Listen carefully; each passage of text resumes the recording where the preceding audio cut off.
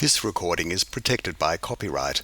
No part may be reproduced without the prior permission of the University of South Australia.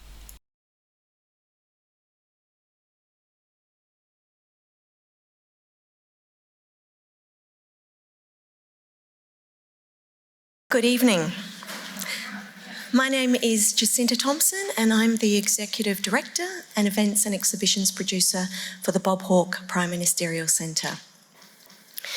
Before we begin, I would like to acknowledge that the land we meet on today is Kaurna land. We wish to express our respect for the Kaurna people, their elders and ancestors, and acknowledge the spiritual and cultural relationship the Kaurna people have with their traditional land. It gives me great pleasure to welcome you all here tonight on behalf of the Hawke Centre and the University of South Australia to our presentation, The Power of Quality Universal Early Childhood Education, Economic Empowerment, Healthy Relationships and Gender Equality. We are thrilled to be presenting tonight's event alongside Thrive by Five, White Ribbon Australia and the United Workers Union. And I thank our panellists and all of those who have been involved in bringing this event to fruition. It is now my great pleasure to welcome journalist and author Tori Shepherd, who is going to introduce our speakers and facilitate the conversation. Thank you.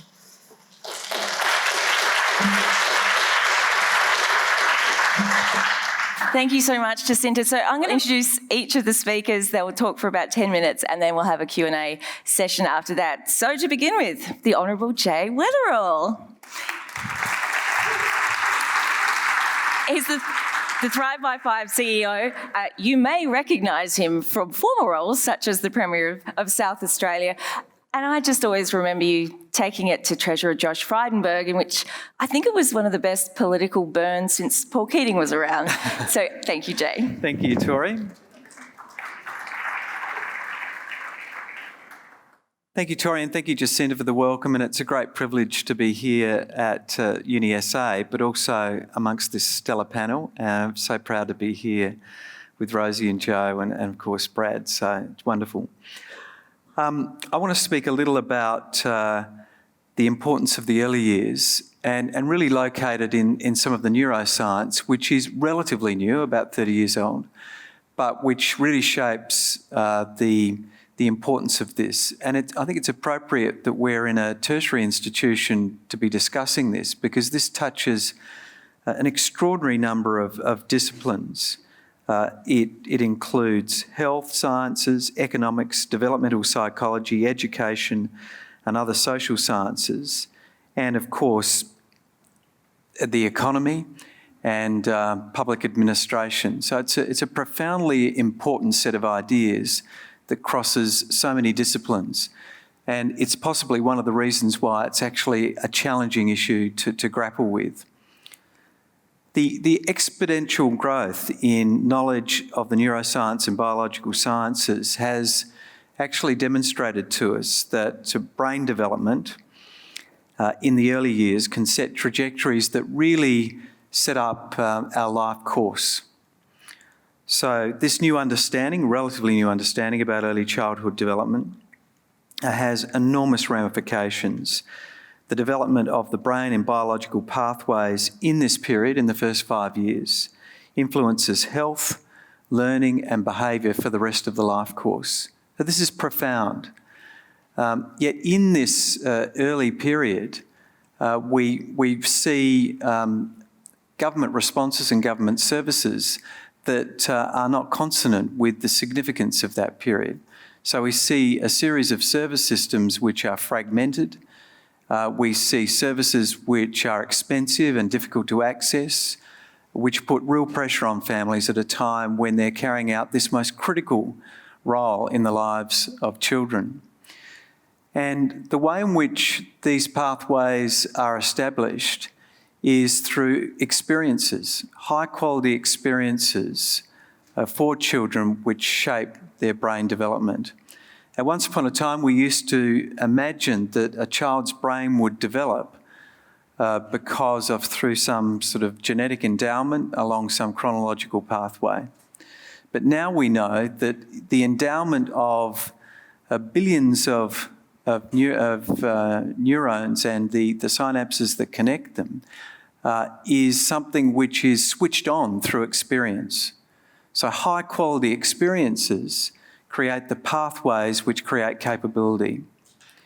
And these experiences all typically occur in a domestic setting, often with parents, but often also as children connect with the world.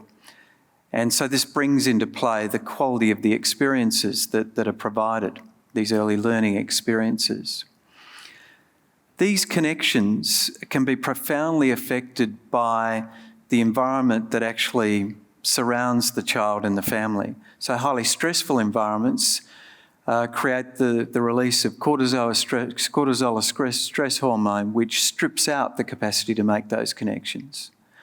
So high quality experiences in nurturing and loving settings create a million neural connections every second. So this is a profound period of growth for a child. And what's confronting about it is that it's occurring at a time when many people think that a child is just playing by themselves in a way which doesn't seem to be very profound. Yet amazing things are occurring in these first 5 years of life. And I think that the first step for us, if we're going to actually change the perspective of society and shift the perspective about the importance of the early years, is to educate people about how profoundly important those first 5 years are. And that negative experiences are so profoundly damaging in those first 5 years. So what do we do as a society? Well, we expect families really to struggle along, often in isolation, often with services which are difficult to grapple with, and very expensive services in some cases, putting real pressure on families. So what we see as a community is that there is a disconnect between what we know about how children develop and what we do as a society. And somehow we've got to bridge that gap. And that's really what Thrive by 5 is all about. It's about making sure that we bridge the gap between what we know and what we do. We've been talking about, over a number of years, and many of you in this room would have been talking about the importance of the early years to public policy makers. And certainly in the South Australian government, we tried to take some steps in this direction. And I also tried to advance some reforms at the national level when I was Premier. But you need more than just a high quality argument. You also need pressure for change, because politics and politicians have a lot of issues that are on their plate. And so somehow we've got to take the early learning agenda and take it to the top of the priorities that exist in our community. So that's really why the campaign has been born. It's a campaign to unashamedly put pressure on the political process, to actually take early learning and put it up the top of the political agenda rather than just have it languishing as just one of a number of things which politicians have been asked to do. And so the campaign is a many voices, one message campaign. So there are lots of different voices and they've all got different perspectives. Infant maternal nurses, social workers, preschool teachers, early educators in the childcare setting. There are so many different people that involve themselves in the lives of children. None of these constituencies are powerful enough by themselves to cause change. So we have to bring a broader coalition together to create change if we're going to get the sort of responses that governments need to make to ensure that we get a high quality early childhood development system in this country. So how do we do that? Well, we campaign. What's our campaign message? A universal high quality early learning system for our country. What are the messages that work? Well, we've been crafting some narratives which we've tested, and they do work, and they build a very strong coalition of support around them. And those messages include the brain story, this idea about the way in which a child's brain develops in the first 5 years and how profoundly important that is for their development. And when most people understand that the early years are important, but when they hear the story about how a child's brain develops, that it's 90% the size of an adult's brain by 5 years of age, when they understand the connection between high-quality experiences and the connections that go on in the brain, and then when they hear that 22% of children attending our schools are developmentally vulnerable on one or more domains according to the Australian Early Development Census, that is a highly motivating piece of information and narrative, and it causes people to think we must act. The other narrative that we add to it is a cost of living narrative. We have one of the most expensive early learning systems in the world in this country. We expect parents to shell out much more of their incomes than many like comparable countries. And pressure on families is bad for the development of children. And thirdly, the third narrative is essentially a gender equity narrative, and there are lots of gender equity issues around the early years. The first is that the burden of caring for children most often falls on mothers. It's also, and women, other grandparents and other women in the lives of children. We also know that the way in which the interaction between our tax transfer system and the childcare system means that the second income earner, also typically the woman, are essentially punished if they want to work more than part-time, so that there is a real disincentive to actually work. So it throws up in this country the extraordinary statistic where we have the highest level of female educational attainment in the world, yet we also have one of the highest levels of part-time female employment in the world. So we're not utilising the talent that exists, and many women feel held back. And of course there's the other gender equity argument that I'm sure Jo Schofield will talk about, which is this is fundamentally a female-dominated workforce and the wages and conditions are inferior. And that the fourth narrative is really one about the economy.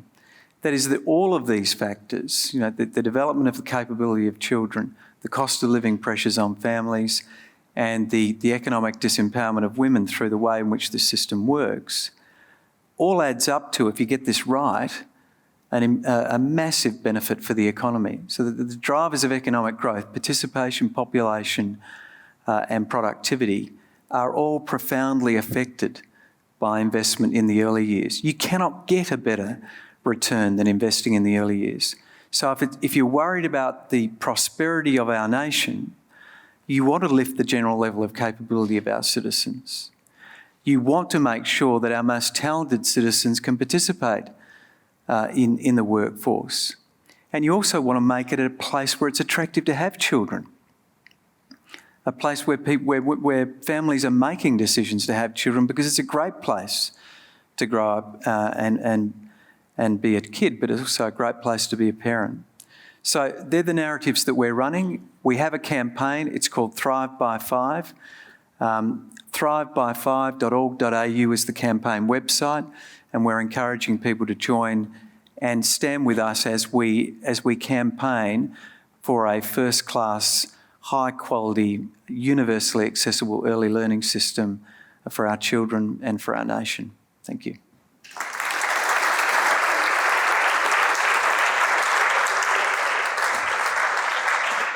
So now I've got Jo Schofield, President of the United Workers' Union, and Michelle Bottet, who is going to come and join her.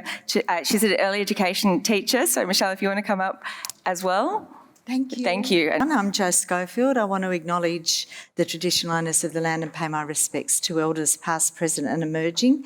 I also want to acknowledge Rosie Batty and her fearless and tireless advocacy on behalf of women and children, and thank her for all that she does.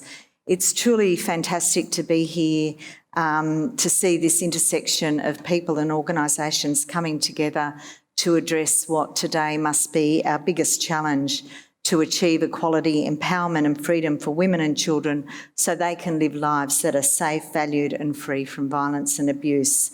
My union, United Workers' Union, organises in 42 industries around the country. We're one of the most diverse unions in Australia. We work everywhere, our members come from everywhere. Both our membership and our leadership is predominantly female. And I'm delighted to share the stage with Michelle Bottet, who is a member of ours and an early childhood teacher on the front line of the sector's response in supporting children and families who experience domestic violence, which, as we know, is the most or the clearest expression of unequal power relations between men and women. We meet tonight at a moment when existing inequalities and vulnerabilities facing women have been laid bare, and these are due to multiple factors. Inequalities exist in our labour market and the proliferation of insecure work, which disproportionately impacts on women. 40% of jobs in Australia are insecure, and over half of Australia's 2 million casual workers are women. Women's share of full-time employment is also declining and has decreased from 59 to 55% over the past 25 years. Women faced a job security crisis well before the COVID pandemic, and it greatly intensified during that period. More women lost hours and jobs, more women were forced to draw down on their superannuation savings. And paradoxically, it was also women who formed the bulk of the essential workers who pulled us through this crisis and continue to do so. But they've done so from a position of precarity and low pay. The gender pay gap in Australia has persisted for over 40 years, between 13 and 18%. It only gets better for women when full-time male workers lose work. That's when the pay gap shrinks, not because it's closing in and women's wages are increasing.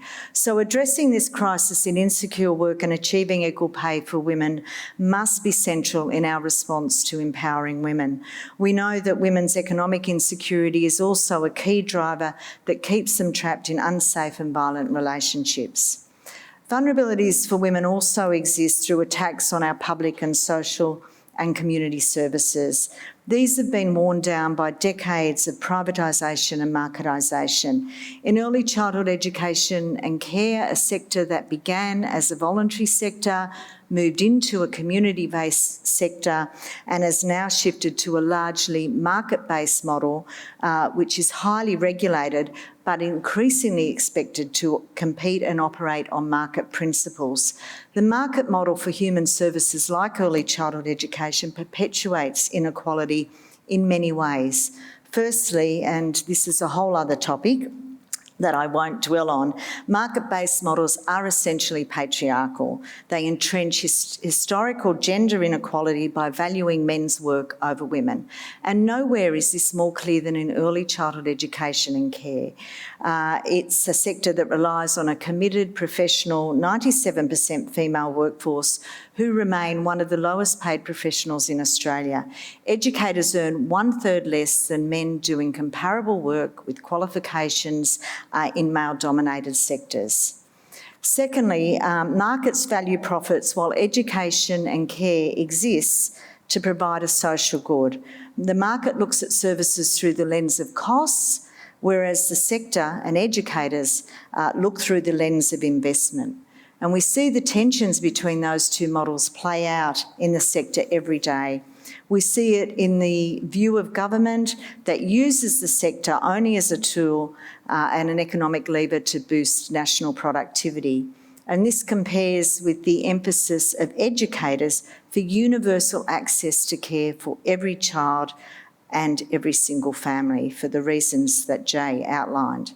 We see these tensions also in the expectation that educators will continue to prop up the government's underinvestment in the sector through their low wages. And they will continue to be at the front line in assisting families and children in many critical and vulnerable situations without the support and the resources to do so and the funding themselves to carry out that work. And this compares with educators' campaign for a well-funded sector staffed by trained educators with secure jobs that are paid their worth and that recognises the role of educators providing critical support for children and families in all situations. We also see these tensions in the introduction of an insidious activity test that has cut off access to in early childhood education and care services to families unless both parents are in paid work. And this has effectively banished disadvantaged children who come from households experiencing poverty or joblessness. This is a decision that's deeply rooted in neoliberal principles that paid work should be the only mechanism to determine worthiness in accessing early childhood education services. And it flies in the face of educators' campaign for universal access. It also discriminates against single-parent households, typically headed by women, because it assumes that participation in paid work is the best way to ensure the well-being of children. Above all, I think these tensions play out in the perceptions about how we value children. UK academic Ruth Lister has previously highlighted a tendency in market-driven early childhood education and policy to treat children as becomings, as though their needs are determined by their future economic value. This leads us to neglect groups of children who are not seen as such a good investment, such as those from disadvantaged households. Lister argues we should instead see children as beings, which leads us to focus on their enjoyment, their value, now, not as future economic fodder. And I think Jay really addressed that point in terms of, the growing knowledge about early children's development in the early years. So placing a greater value on children in our society will naturally lead us to properly value the work of women who educate and care for them, both in early childhood education and in the home, because equality for women is intrinsically entwined with their children and vice versa. So the power of quality universal early education lies in shifting away from prioritising only economic considerations in driving sector reform and moving towards a focus that values children and women. It's that simple act of valuing women and children that will drive our public policy towards real solutions in gender inequality. So thank you for my opportunity to speak tonight. I want to introduce Michelle Beauté, who is an early childhood educator, and will speak to you about the work she does. Thank you, Michelle.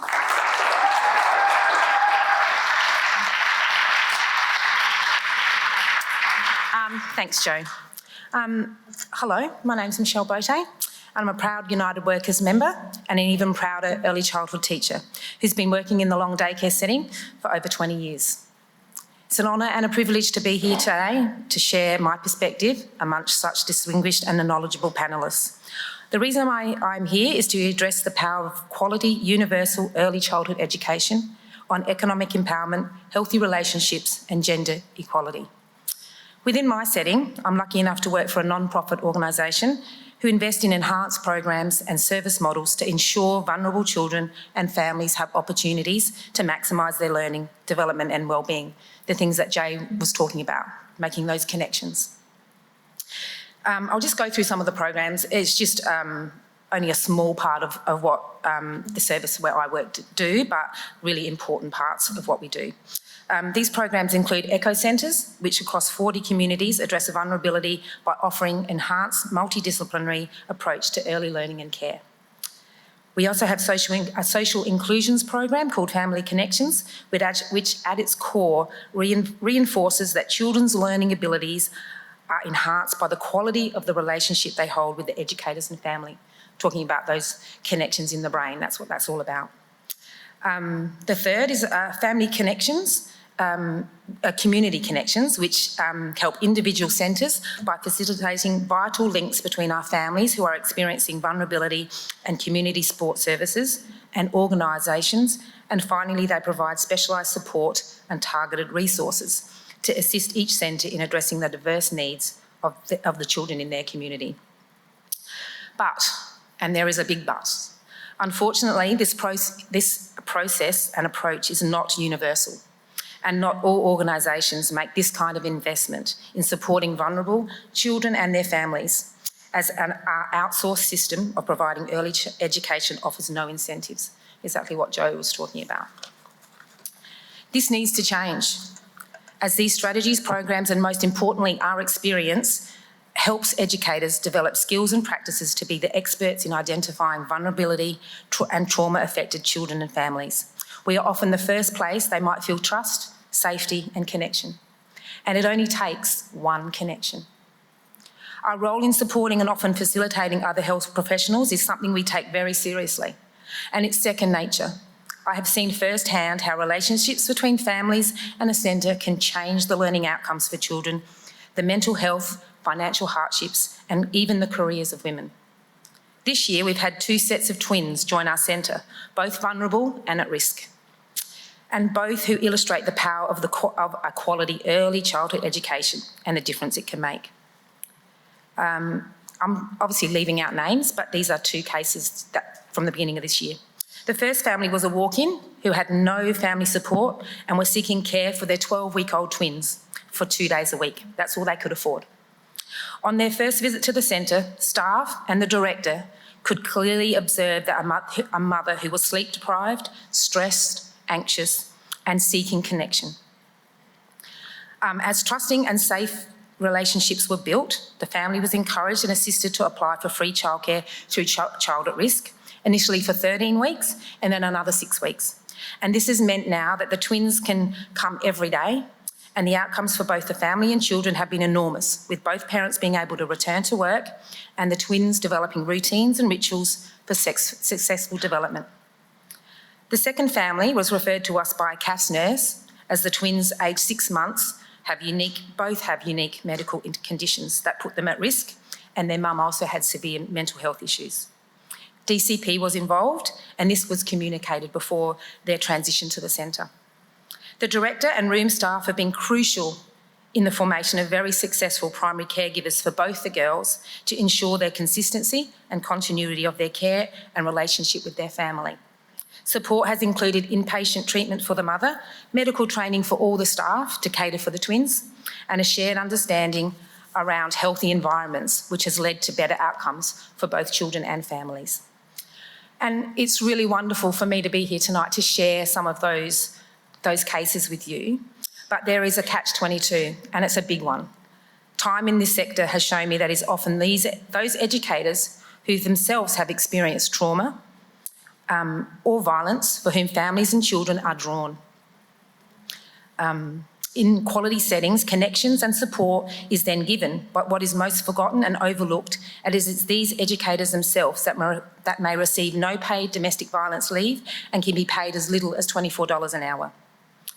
The turnover of staff at my setting continues to be an ongoing problem, as low pay, high and stressful workloads and continued demand on family and work-life balance means it's harder and harder to retain stable and skilled workforce. We are overworked and underpaid. If we are to continue to staff and provide high-quality, universal, accessible and affordable early learning environments whereby all children, and I mean all children, can reach their full potential and families can receive the support to navigate a way out of trauma, we need to address the low pay and the preconceived notion that we are just babysitters. We are far more.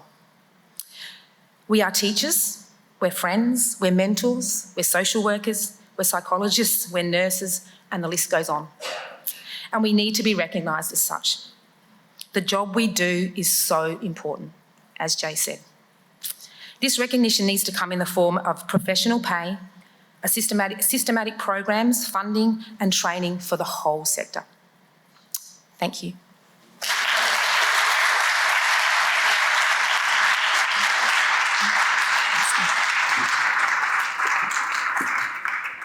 Thanks so much, Michelle, and of course Joe before you. And I think I'm probably not the only one who knows that the system needs a lot of fixing, but $24 an hour is still shocking to me. We are going to hear from Rosie Batty, activist, 2015 Australian of the Year, a strong, graceful woman who we have seen present herself rawly and bravely, I think, to the public again and again and again.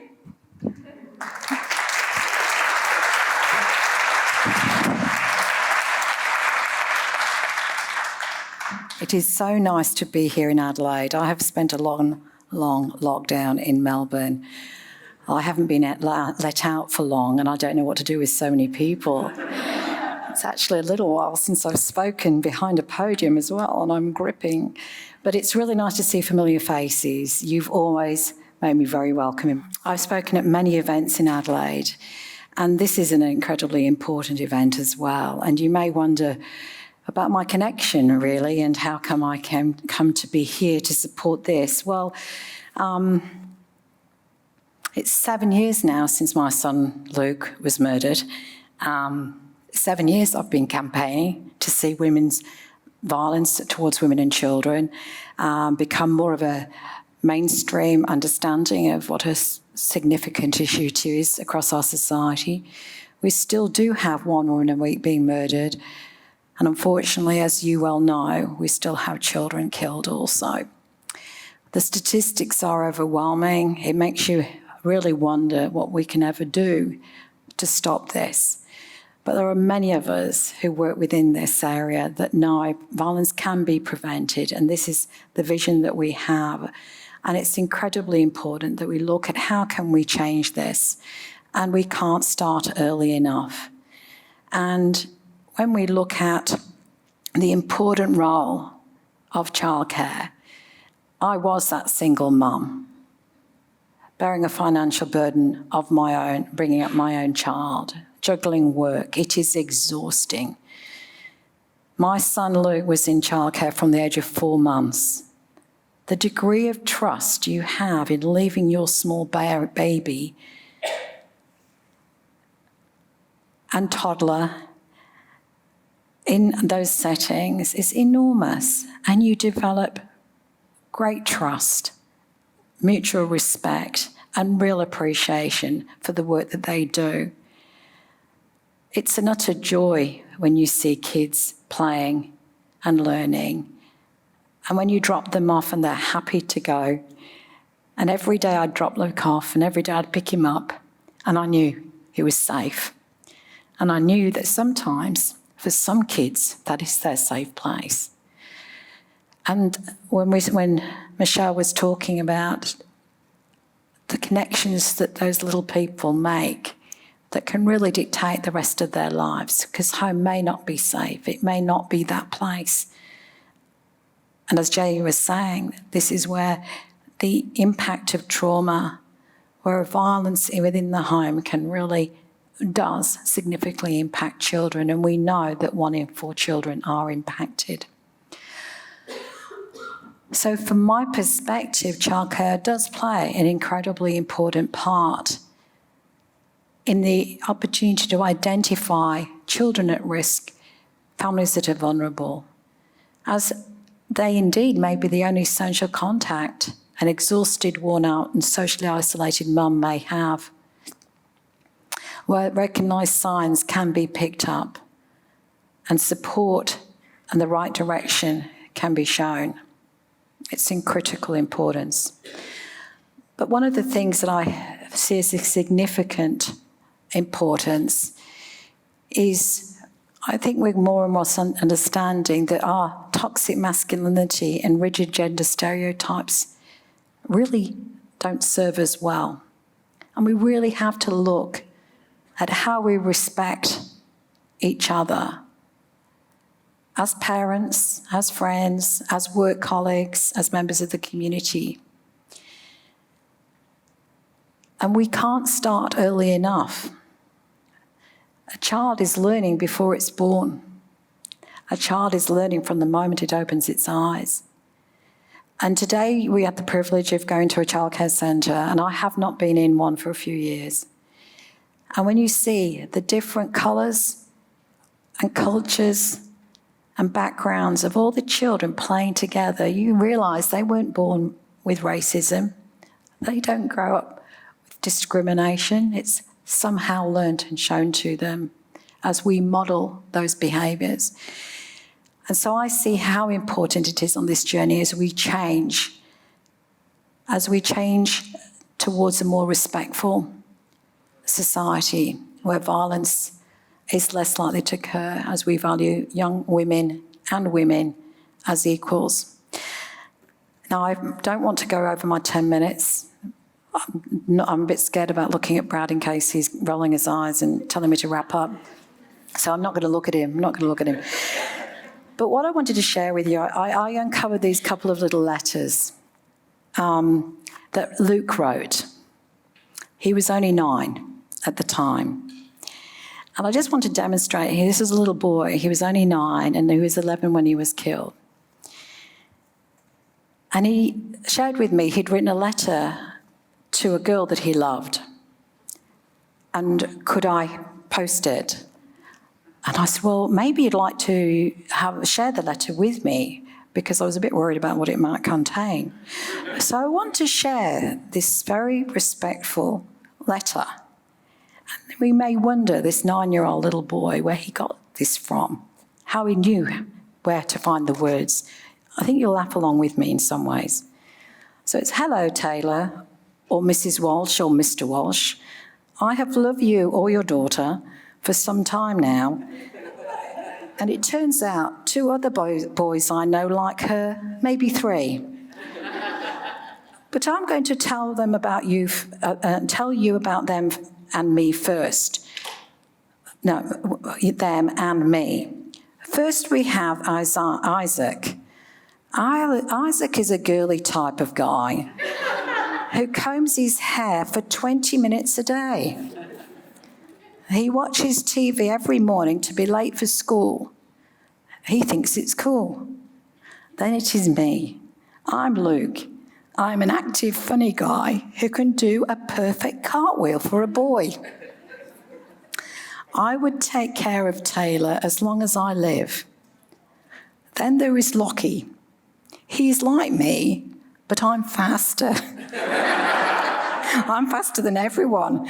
I'm going to mention Lockie has a lot of fun stuff, but he's really mean to me at times. So there you have it. Am I the one? Please send back from Luke. And I said, that's a lovely letter, Luke. But maybe you don't need to mention the other 2 boys. So he did his second letter.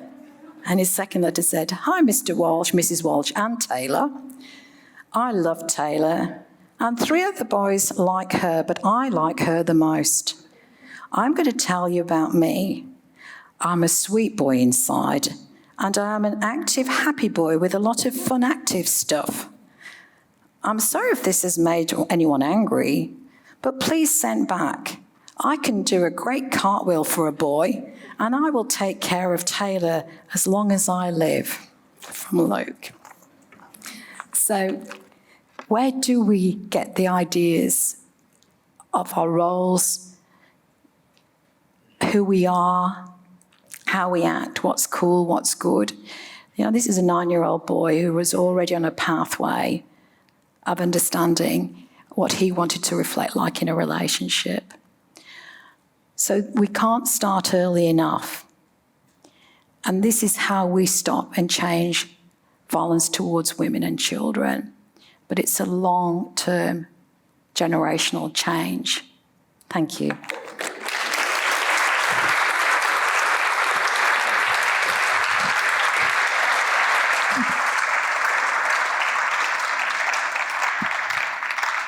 The extraordinary Rosie Batty. Thank you and thank you for sharing those letters. Just amazing. Brad Chilcott. Brad, Jay and I were actually talking about you last night, and we started listing all the good things you've done for humanity, and it got boring. And we didn't get to the end of the list. So can everyone please welcome Brad? He's the Executive Director of White Ribbon Australia. Good glory. Thank you so much. Great to be with you all tonight. I'd like to acknowledge that I live, work and play on the lands of the Kaurna people, now known as Adelaide, and pay my respects to the elders of these lands that I live on. It's really important that we always remember that the privilege we enjoy living on these lands came at great cost to others, that sovereignty was never ceded, and that injustice continues to this day. Thanks, Jacinta and the Hawke Centre for having us, for Rosie, who I will roll my eyes at you whenever I want, thanks. And Jay, Joe, Michelle, Tori, it's great to have you all here. White Ribbon Australia exists to create a future where women are free from all forms of men's violence and abuse. As many of you know, it began with the goal of bringing men's violence against women out of the shadows.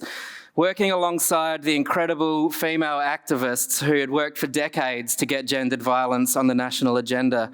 Working to ensure men were part of this conversation because, of course, if we are going to end men's violence and abuse, we need men to stop being violent. It's men that need to take responsibility for changing the culture that prioritises men's ambitions, opinions, desires and agendas over women's. What has changed since White Ribbon began is now I think Australians are largely aware. We know that, as we've already heard, more than one woman a week is killed by their current or former male partner. We know that sexual harassment is rife in our workplaces and sexual violence in our community. We've become all too aware of this over the last few months thanks to the courage and leadership of women like Grace Tame and Brittany Higgins. We know that women don't feel safe doing things that men like me take for granted. And we know that gender inequality is structural violence that leads to women being trapped in abusive relationships through financial insecurity, cultural pressures, and men using the power and privilege they were born into to control and to dominate. So we all know that. What's important now is what we do about it. Of course, we need governments to fund women's safety services adequately to meet the demand. Of course, we need paid family violence leave as a universal right. We need more social housing and emergency accommodation. Women need rapid access to financial security when leaving abusive relationships. We need reform in the family court system, and corporations and other workplaces need to keep doing better when it comes to responding to sexual harassment and the cultures that disrespect women. So the question tonight is why universal quality early childhood education is key to this question of ending all forms of men's violence and abuse. Our national conversation has been dominated over recent months by this rolling national crisis, what Natasha Stott-Despoja and the UN have called the hidden pandemic, and what the Me Too movement and developments in Australia have highlighted, with around 80% of women reporting that they've experienced sexual harassment by men. We know that gender inequality, gender stereotypes, and the cultural entitlement of men to power, control, and privilege is what creates the space for this violence and abuse to not only be excused, but to be normalised. We also know that when women want to escape an abusive or unhealthy relationship, that economic insecurity, how they're going to survive financially, and access to childcare, what they're going to do with the kids while they do all the things required to set up a new life and potentially get a job, are key considerations in the decision-making process. In universal quality early childhood education, we have a public policy that, with the proper investment and approach, has the potential to help build a future where women are free from all forms of men's violence and abuse in multiple ways. Through primary prevention, challenging the cultures, attitudes and masculinities that normalise and excuse disrespect, control and abuse. To advancing gender equality by giving more women access to work and investing properly in the wages of the highly skilled educators that are predominantly women. And even building clearer pathways for women hoping to leave abusive relationships and stay out of it by removing the barriers related to children and finances. For us at White Ribbon Australia, it's the primary prevention opportunity that universal quality early childhood education provides that's most exciting, with some emphasis in particular on what we mean by quality. All Australian children should have the opportunity to attend early education where skilled, well-paid educators create a learning environment in which gender stereotypes are proactively undermined, where the language reinforces equality and respected adults that they look up to challenge the throws like a girl or boys don't cry kind of cliches that seem small but validate aspects of our culture that rob children of the freedom to flourish as emotional, physical and relational beings unimpeded by societal expectations that uphold patriarchy and maintain toxic masculinity.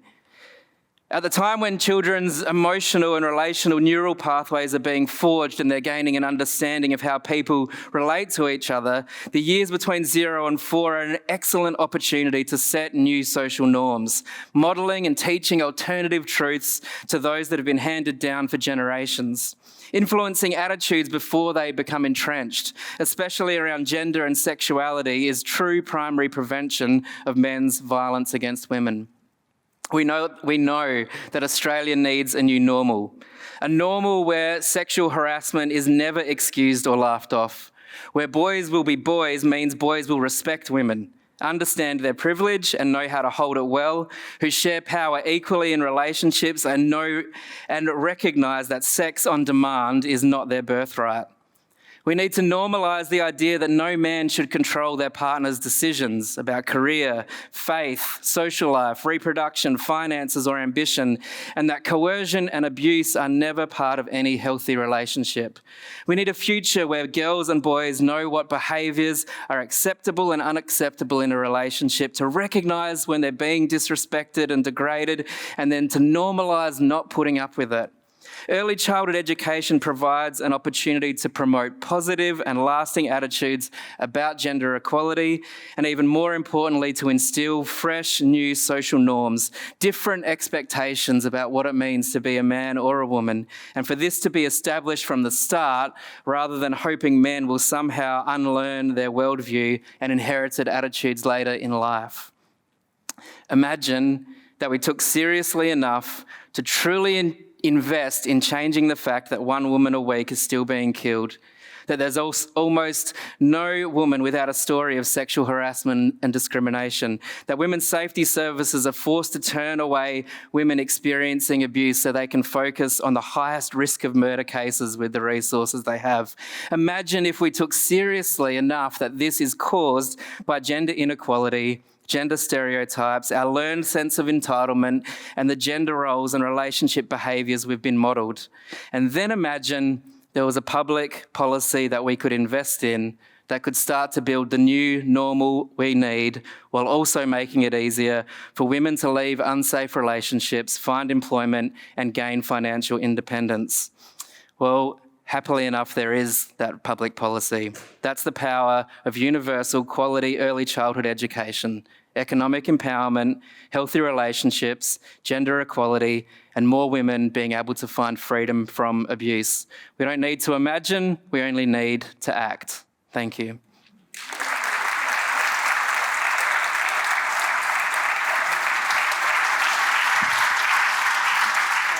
I think you all did an amazing job of talking about why this alliance is so important, the crossover, the intersectionality between the different worlds in which you work. I'm not entirely sure that policymakers would understand at all how this complex world works and how ELC could be the answer to all of it. Brad, you've worked in a lot of different... I wasn't saying it's the answer to all of it. No. And yet what you've done is really neatly sketched out how it can help with a lot of different problems in our society. In all the sectors that you've worked in, do you feel as though policymakers and politicians particularly have a grasp of those interactions? Do policymakers have a grasp of intersectionality? Is that your question? Yeah, between domestic violence, gender equity, the pay gap and early childhood learning.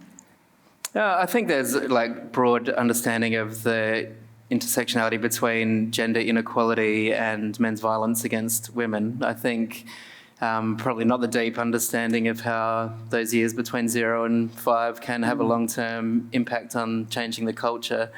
There's a lot of focus on schools, as in the post-5-year-old school system. Whenever, both in the public and policymakers, they say we can fix consent in schools, we can fix domestic violence in schools, we can fix respectful relationships in schools. But I think that's only a piece of the puzzle as well. But no, I don't think that connection has been made to those early years. And I think Jay's really articulated well, some of the new science that helps make those connections. But Jay speaks about this much better than I can, but the focus is often just on how this will be better for the economy if more women get into work. And yes, that might be true, but there's a whole lot more to it than that. And I might come to the science in a sec, but Jo, I wanted to ask you, it is not a way that I had thought of it before, as early childhood, as education being a safe space for kids. Is that a new way to think about it? And is it deliberate, or is it that's just become the necessity because that is the safe space for vulnerable families? I think, the relationships, as a number of people have pointed out, and particularly Michelle's story, that relationship of trust, between a family and the early childhood carer or educator. But the problem is that a lot of the wraparound services, there's no connection, as Jay pointed out, in the wraparound services that used to support families. And so essentially a lot of the problems end up in early childhood education and care on the shoulders of educators who are underpaid and overworked, or in the school system. And I think it's that sort of connection between those, the hollowing out of refuges, of community services, of family services, of community centres, really means that it just sort of intensifies that pressure in the places where children are, which is early childhood education or the school system. Rosie, do you think there's been an improved understanding since you first started being an advocate? Look, I think, although I'm not an expert, I have done some study in certain areas, and I think it's certainly well recognised what we're talking about today in those first 5 years of life, and particularly 0 to 3, with healthy connections. And I think that it's what I think happens in politics is we are heavily influenced by sometimes faith-based organisations which have genuine concerns about children being exposed to respectful relationship education, other types of education like that too early, and feel very, very protective and concerned. And we seem to think that when we should teach children or talk to children about these uncomfortable subjects, it's, at 15 or 16 and ages like this, where I've demonstrated, kids are observing and having relationships and pretend relationships. I know what I was like at primary school, and I think we appreciate that, but I don't know how many really consider how important it is to start really looking at from the very beginning, and that there isn't a starting point. So there is increasing appreciation of all of these things, but I do think that it's still a big step for people largely to recognise that gender inequality is the key driver of murder and violence of women. We've still, as a society, got a long way to go to understand that deeply. So we do need to keep talking and understanding and having evidence to support the importance of that. And Rosie, I think you're very diplomatic about some of the groups who push back against any of that earlier education. Jay, the science of it. Can you tell me anything about those first 4 years? So the synapses are being formed, all those connections, that incredibly formative time. How easy is it to undo what happens from that stage of life? Well, brain remains plastic, throughout the life course, but it's so much harder. Damage can be reversed. There can be changes that are made, but it becomes so much harder, so much more expensive, and of course there's all the suffering in the meantime that as a consequence of not acting earlier. So there's a sense in which these capabilities, sort of later capabilities, are built upon them. So if your emotional thermostat hasn't been properly regulated through your experiences in the first 5 years of life, that's going to cause behavioural problems, which are then going to cause consequences. So you might be implicated, the child might become, a very difficult child to parent, and if a parent is also having other challenges in their life, that could lead to the inability for that child to be parented safely. So there could be abuse and neglect, the child could be removed, the child could be involved in the juvenile justice system. So you can see how these things build on each on the other, and additional traumas are then laid on top of those earlier experiences, and it's just a cascading set of consequences. So you've somehow got to arrest all those things and try and put in place some of those building blocks that have not yet been established in the early years. So it's tough, it's really tough. I mean, it's important not to see this as sort of a deterministic sort of agenda. If you don't deal with it in the first 5 years and then somehow you should give up and because the child's sort of irreparably damaged. But, change can occur, but it's just so much harder. You all talk a lot of sense and make very convincing arguments. Let's get down to some practicalities. If we could go through again and you each give me your wish list for the budget, which is coming up pretty soon. It's a budget that has promised to perhaps address some of the issues that have been happening in Canberra recently. There's been some talk about childcare. It's pretty skeletal, and some talk about some more stuff on domestic violence. If you were Josh Frydenberg, sorry.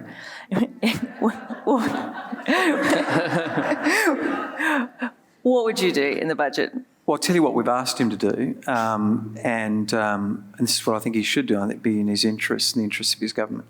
So we've asked him to sketch out, the big ask, universal high quality early learning, but not funded immediately, but just set out the ambition, because it is a big project. It involves a really complex set of interactions between infant maternal health, child protection, preschool, childcare, and a whole range of community and family services. Now, they're complex service systems to turn into a coherent early childhood development system, and we don't expect that will happen overnight, but you could at least lay down the vision. So that's the first thing, and give it to the National Cabinet, because it does involve the interaction between the Commonwealth and the states. And then to show you bona fides, do three things. First, take the current universal access national partnership for 4-year-old preschools, and instead of having this drip feed every year, turn it into a proper 5-year national partnership, and extend it to 3-year-olds, as they're doing in Victoria. Second, fix up the childcare system, and there's a range of different models. Labor Party's got a model, Grattan Institute's got a model. They look like they're toying with some improvements to the system, which will be welcome, but they'll be modest. And the third, do something about the workforce. There is a workforce development strategy which is due to be released in July. I think they will do something on the workforce at that point, but once again, I think it will be modest. I think they might just throw a few dollars at it and hope that addresses the concerns. But they're the three topics which would demonstrate bona fides, but really the big thing is just to set out the vision. Are you optimistic that governments can deal with nuanced conversations? Well, I mean, we're not sort of hoping. We're trying to create pressures to force them to change. And I think I'm all for good arguments and happy to make them and happy to persuade people of goodwill. But we're actually trying something in addition, which is to extract a political penalty for people that disagree with us. So frankly, we're campaigning and we want to make this an issue. You need more than a good argument to move this mob. And so that's why we're campaigning. And we think we can, we think this is persuasive. Like our polling tells us that, when you match together those narratives I spoke about, and the really big driver, of course, is the gender one that's really got going very recently. You get good, strong, solid support across men and women, young and old, conservative, progressive voters. So this is a winning argument, and if it's prosecuted, I think we can win it. They used to call him the steel fist in the kid glove. Rosie, what is one thing you would like to see in the federal budget? Look, I'm going to pass to Jo because I think she's going to be able to really speak to that question a lot more than myself. I mean, comfortably, you can always say funding of services always needs more money, but that's an argument that's not been there. So I'll pass to Jo because I think that she's got a lot to say. I've got a feeling I know what she's going to talk about. Thank you. Look, I think I agree universal access has long been our campaign ambition. The government needs to we fund well under the OECD benchmark in early childhood education. If we got up to that benchmark, which I think is 1%, that would be of GDP, that would be fantastic. But you've really got to address the workforce issues. A third to half of educators leave the sector every year because they can't afford to stay there. They love the job. They the choice of career, love the job, love working with children and families. But it's just simply not sustainable for them to stay financially in the sector with other demands. A lot of women who work in the sector are single parents. A lot of women that spend all of their time working in the sector retire with superannuation balances, that are minuscule. So that poverty follows educators. So we really do need a workforce plan and to fund professional pay for educators. Well put. Brad, have you got anything to add to that? I mean, I think I would agree with all of the points so far. We need well-paid and secure a workforce in early learning centres, early childhood education. We need universal access. We need services to be paid enough. Obviously, there's a massive housing crisis that also relates to women's safety from men's violence. Perhaps we could stop spending billions on offshore detention and instead spend that on keeping women safe. That was a predictable answer, wasn't it, Tori? Oh, yeah, I mean, you might have just solved the budget problem, but your words to their ears.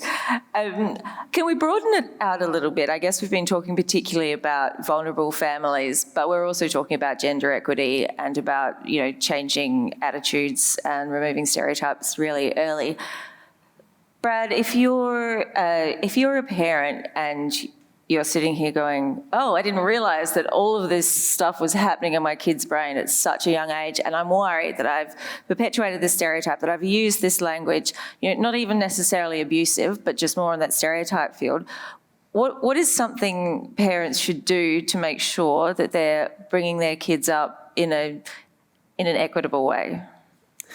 Like Jay mentioned, your brain does continue to develop beyond those first years and into older years. And if I even just think about my own life, I grew up in a really fundamentalist Christian household that thought men should be the head of the house and make all the decisions about, money and lifestyle and behaviour, etc. And I've come a long way since then. So there's obviously change can happen. So I think it's actually more about becoming self-aware first as a parent. What are the things that you do that model inequality or model unequal power relationships? Become aware of some of those phrases and cliches, stereotypes you throw around and begin to model your learning in a proactive and a proactive and outward way, and to the simple things you can do on the journey, especially when your parents are young, the books you choose to read to them, the shows that you get them to watch, even calling it out when you see someone say, boys don't cry, call that out in front of them and say, that's not true, boys should cry and boys should be open with their emotions. So you can definitely be proactive and continue the learning journey. Many of us are evidence you can still learn when you're an older codger, but if we can get it done in those first few years, that unlearning process is a lot easier, I think, is the point.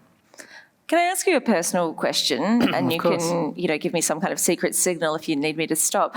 But did you have growing up in a fundamentalist household with those types of behaviours being modelled to you, did you have an epiphany, or did you as you went through life, you learnt to see other behaviours modelled and realise that they were better? Probably multiple epiphanies around different issues of discrimination and inequality. And if just to be personal, to me, the whole idea of inequality and discrimination didn't fit with the message of love that it was wrapped in. And so every time that I was surrounded in this, message of Christian love that didn't look like, or that ended up looking like inequality, exclusion, judgment, shame, it didn't add up. And it took me a long time to unravel all of that in all of its different, outworkings in relation to different parts of society and community, and neoliberalism and all of the different ways that and patriarchy, all the ways that it intersects. It took me a long time to unravel the knots, but so multiple epiphanies around the idea that if you actually love humans, then you need to treat them all as equal. Beautifully put. Jo, early childhood educators, in a sense, they have to push back against some of these things that are happening in families. Is that something that they consciously learn about and consciously do? Yeah, I think, can I just say, before I answer that, I read my children a book called Mrs. Plug the Plumber. My daughters, so... it just sort of reminded me then. Look, there's been massive reform in the sector. As I said, it was a voluntary sector. The sector actually emerged of groups of women in a community getting together to mind other women's children so they could go to work, and then it merged into a much more community-based model of cooperatives and the like, and we have a very much more complex but mostly highly regulated but market model today. But part and parcel of that reform has seen the introduction of the National Qualifications Framework, really deep pedagogy around the education of children.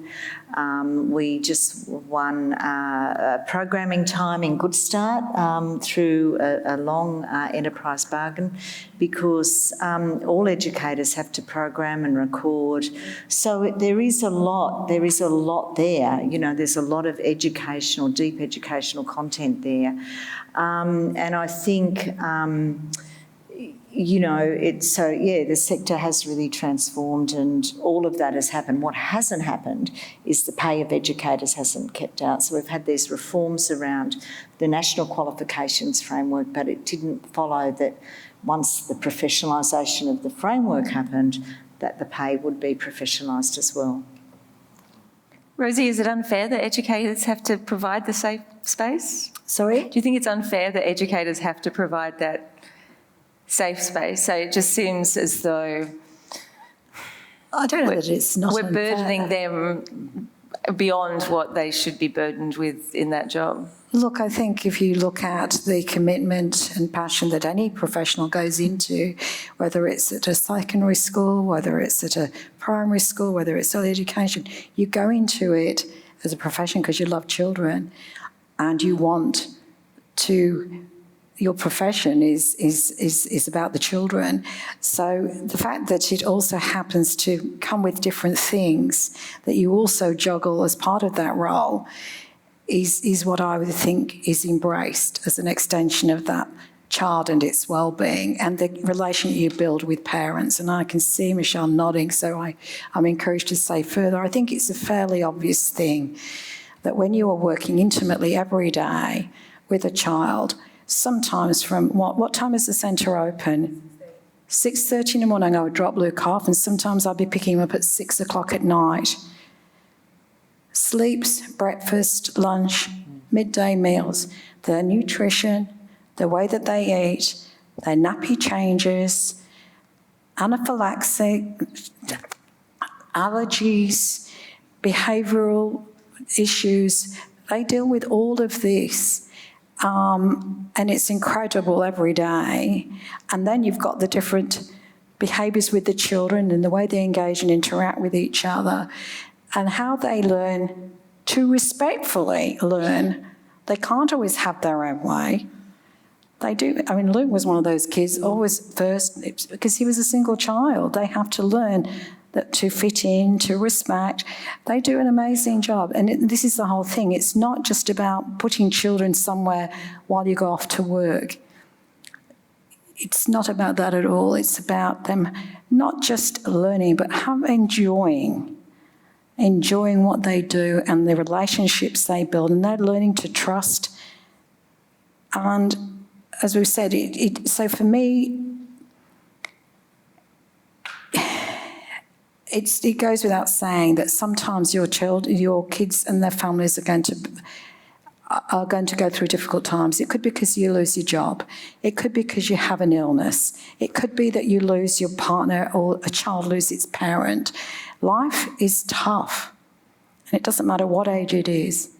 And so I think that those are all the human elements where we all work together and we all support each other, and we do that out of love and care. You know, talking to Brad about his background, we all have backgrounds. We didn't just arrive at being middle-aged. You know, how I was parented, I wouldn't have changed that. But it was very clear to me. I was the only daughter out of 3 brothers in a farming family. I was never going to inherit the farm and farm the land.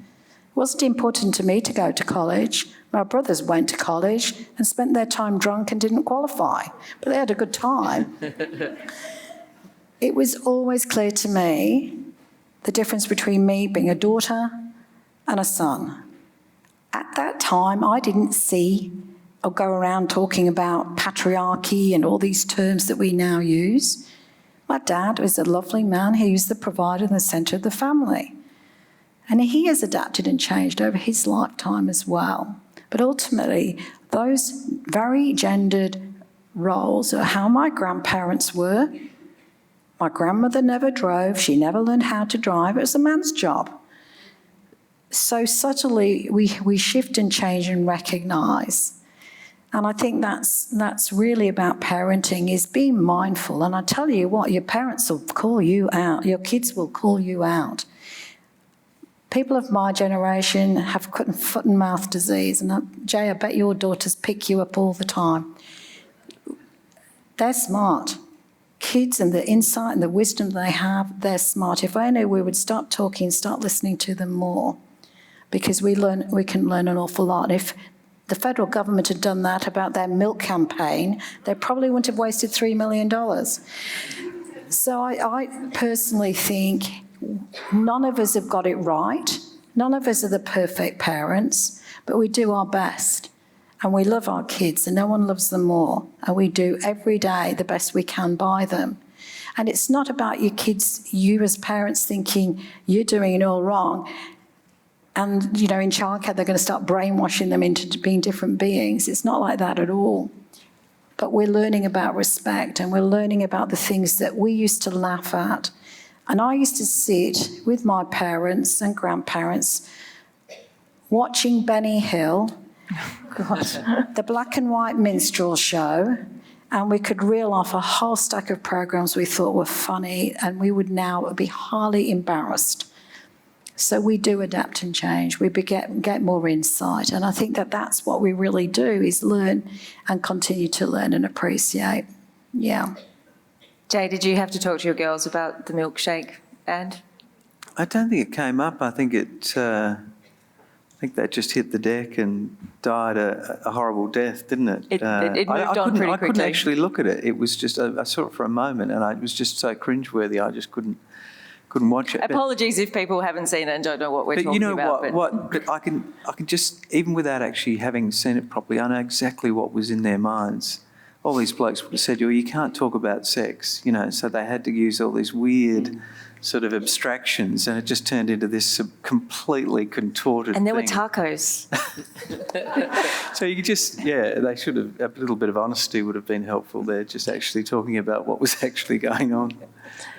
With your girls, what have you consciously done in terms of thought about the books to read, about what they want to watch? Have you ever had to steer them aside from Barbie dolls or anything that's... Look, I lost my first argument with my eldest daughter when she was 3 years old, and I still remember it vividly because I was so frustrated. It was the 1-year-old was sleeping in the room, and the 3-year-old was reaching up, and I said, "Don't do that, you'll break glass or something." And she kept doing it. I said, "Don't do that." And then she did it a third time, and of course it broke. And then I shouted, and then the baby woke up. And then I said, "See what you've made me do? I've woken up." And she said, "You shouldn't have shouted." And I said, "But you shouldn't have," she said, "You shouldn't have shouted." So she had this bruise and she was just pressing it. And then I didn't want to lose the argument. I mean, why was I losing an argument? But anyway, so it's been like that ever since. I love that. I think See What You Made Me Do is the new series on the ABC about domestic violence.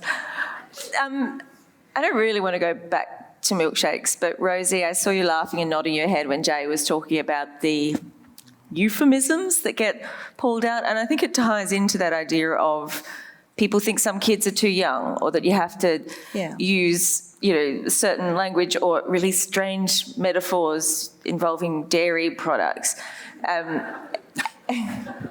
Look, I honestly wonder whether we've lost our mind by the time we get to this age. We were young, truly, we knew way more before our parents ever thought they might talk to us about something. Highly embarrassing. I mean, and so I think that let's give kids credit. They actually are so smart, they're learning so quickly that by the time we think it's appropriate for them perhaps to know, they're way down the path through their friends, through the social media, through access. And what I think is incredibly sad is when their first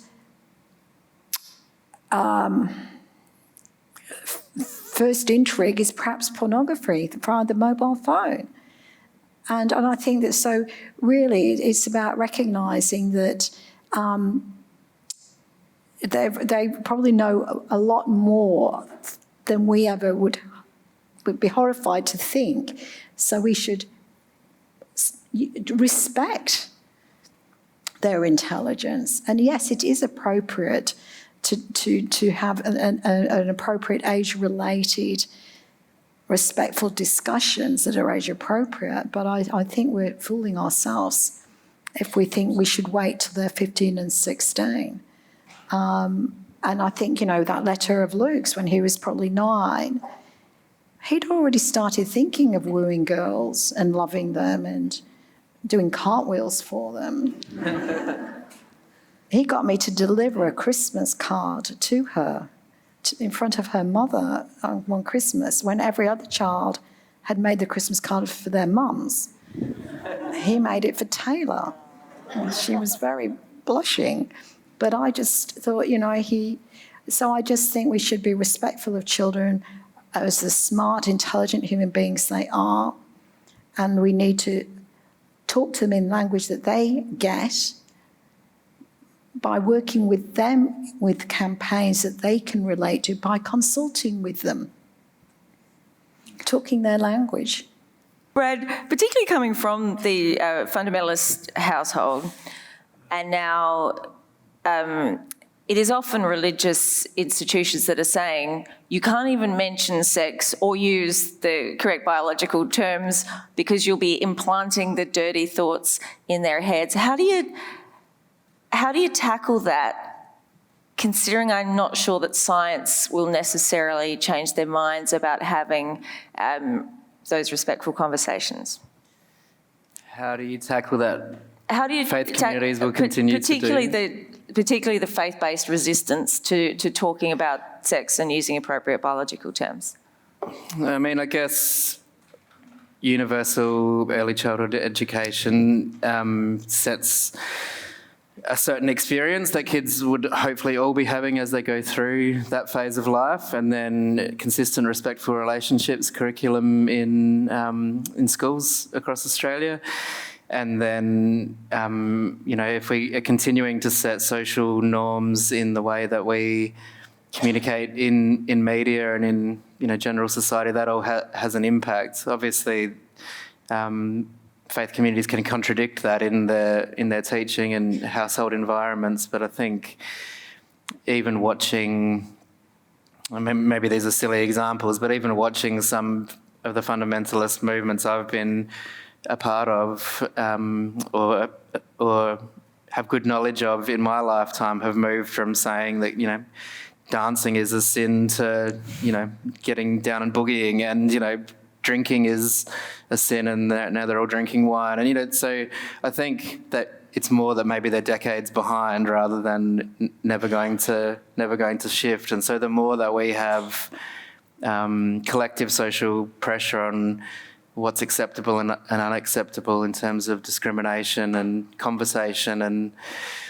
once upon a time it was in religious communities in particular, but collectively you can't talk about politics at the dinner table. It moves as we all begin to have a new collective understanding. And I don't know if that's a heaps easy answer, but there's always going to be these pockets of society that are contradictory to the collective wisdom, I guess. But the more powerful that sense of it's not cool to be a homophobe, it's not cool to be sexist, it's not socially acceptable to ignore the fact of consent, and that young people should know about sex before they do things that they shouldn't be doing to other people in a disrespectful way, then the more those communities begin to shift as well, I think. I think that was a great answer to a not particularly easy question. I was actually really keen to hear from Jo on that last topic, on how you start having those really honest, forthright conversations. And I'm particularly interested in educators, because I can imagine there would sometimes be tensions between language that educators use and the language that parents would prefer they used. I'm not sure if those conversations start in early childhood education. Yes, they do. Michelle is nodding. That was a nod from Michelle down the front. But they probably get a bit more intense as children get older. Look, as I said before, the whole approach to early education and the curriculum is really based upon constructing, a framework for equality and equal relationships and decent treatment, and that's encouraged within that early learning environment. But just thinking more broadly about some of the other areas where our union represents workers in the hospitality industry, for example, you can, if you don't have those conversations with your kids, they're going to end up in a workplace at 16 or 17, and they're going to be experiencing sexual harassment. As oftentimes in the hospitality industry, we've got a campaign, Respect the Rule, which is about venues having a zero tolerance approach to sexual harassment. Anybody that's, got daughters that have worked, it's just sometimes subtle forms, sometimes overt. So by not having this national dialogue and not starting it early, you're just really leaving women much more vulnerable and much more fearful when they do have a situation where they're, confronted with inappropriate behaviour or comments or worse. So, Jay, did you want to add to that? Just on Jo's point about the respectful relationships, which is part of the curriculum in the early years. While I'm on the confession front, I think I might have been a 3-year-old, came home one day and I sort of, as I usually do, tried to plant a kiss on her, and, probably a bit too much slobbering over, and she said, "Stop it, I don't like that." And I thought, we didn't teach that. That came from childcare. And and I know that there is an age-appropriate sort of respectful relationships curriculum, and it's really interesting how that empowers even the youngest children to actually respect their own space, and all of a sudden you realise they're a separate human being with their own needs. Yeah. Rosie, you're nodding enthusiastically there. Yeah, well, that's one of the things that they really teach the kids, skills on how to respect boundaries. And, I wouldn't necessarily know how to go about that. I'd probably just scream at him. But You know, you do such great work like that, and they do learn those skills. And it really, I mean, Luke was a really self-assured little boy, actually, and he did know how to go. If there was a problem, he would go to speak to the person that could fix that problem. And, you know, so I do recognise how important it is. But, you know, here we are having a conversation about really quite sensitive issues. I'm nearly 60. I grew up with knowing that it wasn't something you talked about. There'll be so many women who have never been able to talk about so many of the things that they endured as a child, as a young woman, through work, through inappropriate behaviours. And how great is it now that we have younger people who know it's wrong and are going to speak up and challenge. And when I was at a school in Tassie last week and I was working with some 15-year-olds, I was really, really encouraged with their language, with their insight, and with their understanding of wanting to talk about consent. And really the school's kind of going, oh, I don't know, you know.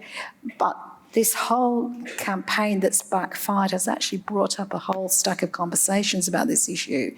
And young people want these conversations. And they want them with the young boys in the class, not little boys going off to one and girls off to another. They want to learn together.